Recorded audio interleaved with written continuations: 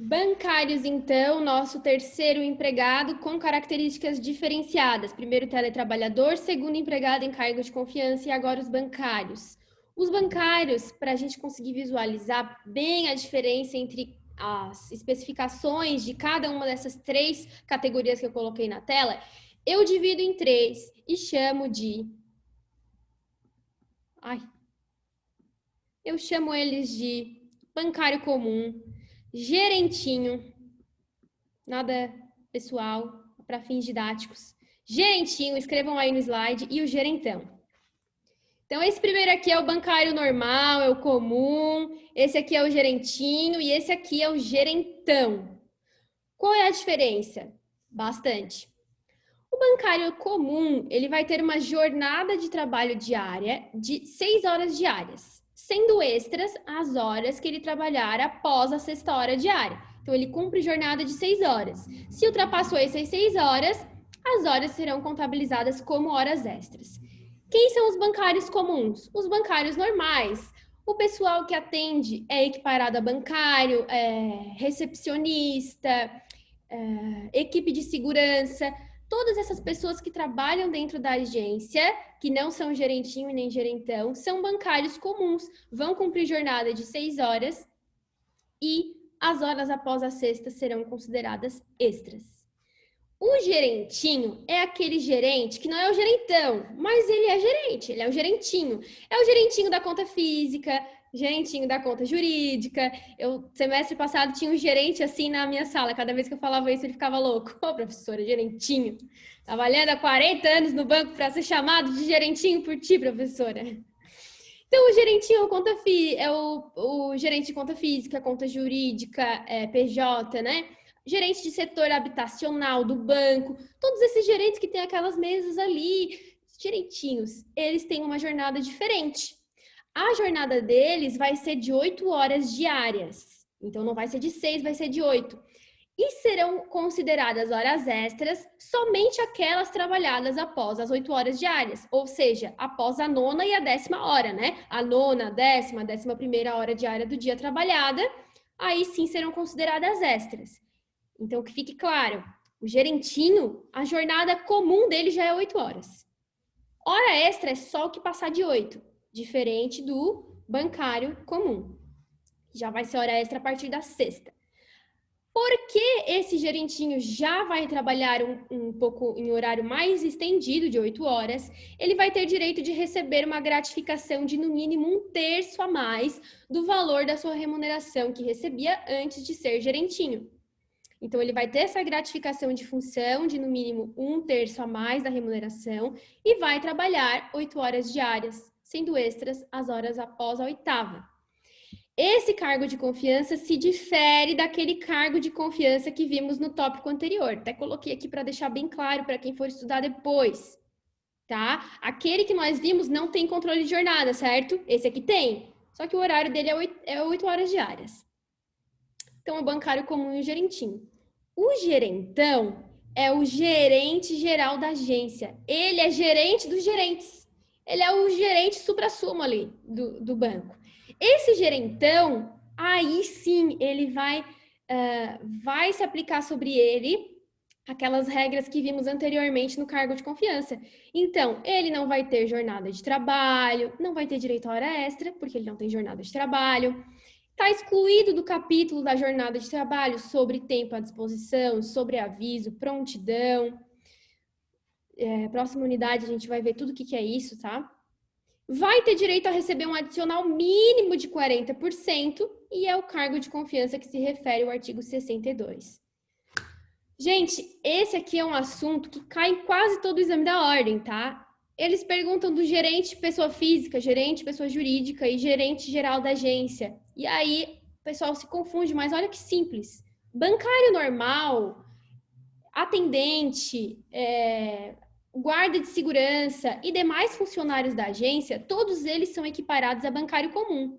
Jornada de 6 horas. A partir disso é hora extra. Gerentinho trabalha 8 horas e ganha um adicional de 1/3, no mínimo. Vai trabalhar 8 horas, só vai ser extra após a 8ª. E o gerentão, que é o chefe geral, não tem controle de jornada, não tem direito a hora extra, mas tem direito a receber no mínimo 40% a mais da sua remuneração. E essas são as diferenciações entre a jornada, os bancários, os empregados bancários. Emprego doméstico, empregados domésticos. Quando a gente fala em emprego doméstico, a gente pensa na mulher, né? A mulher empregada doméstica. E aí, eu peço sempre para os alunos fazerem um exercício de hipnose, tô brincando, é de imaginar, tá? Vamos imaginar uma mansão. Imaginem aí uma mansão dos sonhos. Olha só que legal, tem um gramadão na frente, uma lagoa, tem um cachorro, aquele golden, tem um helicóptero pousado no pátio ao lado. Vão imaginando, só não durmam, hein? Tem um helicóptero pousado no pátio ao lado. Tem também uma Lamborghini estacionada na frente, com um motorista ali à disposição. O piloto do helicóptero também está ali à disposição. Aí a gente vai entrando na casa, né? Aquela grama verde, os coqueiros. A gente vai entrando, chega na casa, tá lá a governanta da casa, as empregadas domésticas que ali trabalham fazendo a faxina, tem a cozinheira, tem a passadeira, tem quem lava roupa, a lavadeira. Sobe um pouquinho no andar, aliás, no primeiro andar tem um quarto reservado que é da pessoa idosa, é do senhor que reside ali, tem uma cuidadora que fica ali com ele, cuida dele. E aí eu pergunto, gente, quem é o empregado doméstico dessa casa? Todos os que eu falei são empregados domésticos. Então, vamos desassociar a imagem da empregada doméstica, aquela moça com avental, que isso não é a única forma de emprego doméstico. Emprego doméstico é todo empregado doméstico é aquele que presta serviços em âmbito familiar, sem finalidade lucrativa. Aqui, ó. Requisitos para a configuração do emprego doméstico. Primeiro, vai trabalhar para família ou pessoa física. Primeiro requisito. Segundo, trabalho em âmbito residencial. Residência pode ser na residência de veraneio, de férias, enfim, desde que seja em âmbito residencial e não comercial, senão não é emprego doméstico. Doméstico, a palavra já traz essa referência, né? Inexistência de finalidade lucrativa. Não pode ter finalidade lucrativa. Prestem atenção aqui em mim. Então, nessa mansão, tem a cozinheira. E a cozinheira faz lá uma geleia maravilhosa de uva. Adoro geleia de uva. E ela faz uma geleia de uva excelente. E aí, a dona da casa, um dia, pega essa geleia de uva e vai tomar um café na amiga. E leva a geleia de uva. E todo mundo se encanta por aquela geleia de uva. Aí, o pessoal começa a pedir. Tá, mas me vende essa geleia. De repente, a dona da casa, ela tem uma ideia. Eu vou fazer a minha funcionária produzir geleias e vou vender. Vou criar uma atividade lucrativa que envolva a minha empregada doméstica.